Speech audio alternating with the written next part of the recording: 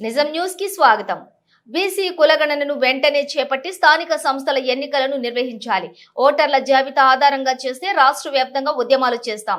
BC Samaj రాష్ట్ర కార్యదర్శి ఎం శ్రీనివాస్ సాగర్ ఈ రోజు బీసీ సమాజ్ ఉమ్మడి మహబూబ్ నగర్ జిల్లా కార్యాలయంలో విలేకరుల సమావేశంలో బీసీ సమాజ్ రాష్ట్ర కార్యదర్శి ఎం శ్రీనివాస్ సాగర్ మాట్లాడుతూ ఎన్నికలకు ముందు కాంగ్రెస్ పార్టీ కులగణన చేపట్టి బీసీల లెక్కలు తేల్చిన తర్వాతనే వాటికి అనుగుణంగా రిజర్వేషన్లు అమలు చేసి ఎన్నికలకు వెళ్తామని, కామారెడ్డి సభలో బీసీ డిక్లరేషన్ ను ప్రకటించి నేడు మాత్రం రాష్ట్రంలో స్థానిక సంస్థల ఎన్నికలకు బీసీ రిజర్వేషన్లను ఖరారు చేసేందుకు ఓటర్ల జాబితా ఆధారంగా సర్వే చేసి రిజర్వేషన్లు అమలు చేస్తామనటం విడ్డూరంగా ఉందన్నారు.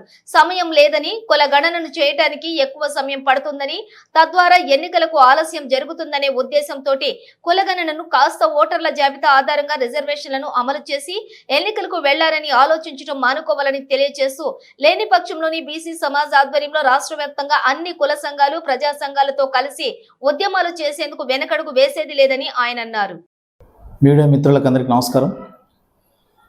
బీసీ కులగణనపై కాంగ్రెస్ పార్టీ కామారెడ్డి సభలో బీసీ డిక్లరేషన్ సందర్భంగా బీసీ కులగణన తర్వాతనే స్థానిక సంస్థల ఎన్నికలకు నిర్వహిస్తామని మాట చెప్పి ఈరోజు కాలయాపన చేస్తూ కులగణన లేకుండానే ఎన్నికలకు పోవాలనే ప్రయత్నాలు వివిధ మాధ్యమాలు మనం చూస్తున్నాం.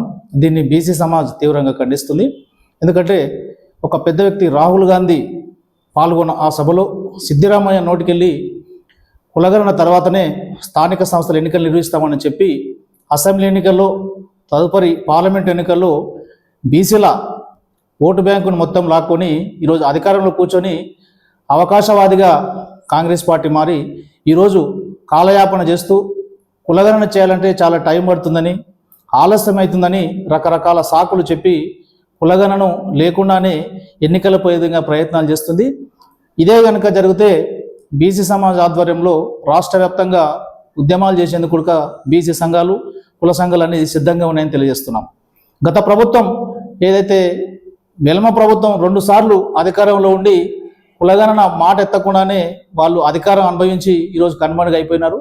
కాంగ్రెస్ పార్టీ కూడా అదే బీసీల పేరు చెప్పి అధికారంలోకి వచ్చింది. మళ్ళీ వీరు కనుక ఈ మాటను తప్పితే మాత్రం బీసీల నుంచి తగిన గుణపాఠం ఎదుర్కోక తప్పదు.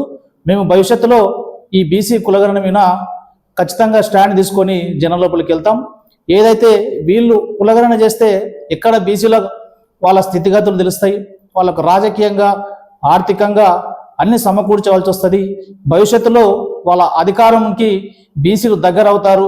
బీసీల రాజ్యాధికార దిశగా అడుగులు వేసేందుకు అదొక మంచి అవకాశం. కాబట్టి ఇటువంటి బీసీ కులగణన మీద వెనుకడుగు వేసేందుకు ప్రయత్నం చేస్తుంది. ఈ విషయంలో బీసీ సమాజం మొత్తం బీసీ సమాజం దృష్టిలో కాంగ్రెస్ పార్టీ వ్యతిరేకంగా ముద్రపడే అవకాశం ఉంది. కనుక కాంగ్రెస్ పార్టీ మరొకసారి ఆలోచించి బీసీ కులగణన తర్వాతనే స్థానిక సంస్థలను ఎన్నుకరించాలని బీసీ సమాజ్ డిమాండ్ చేస్తుంది.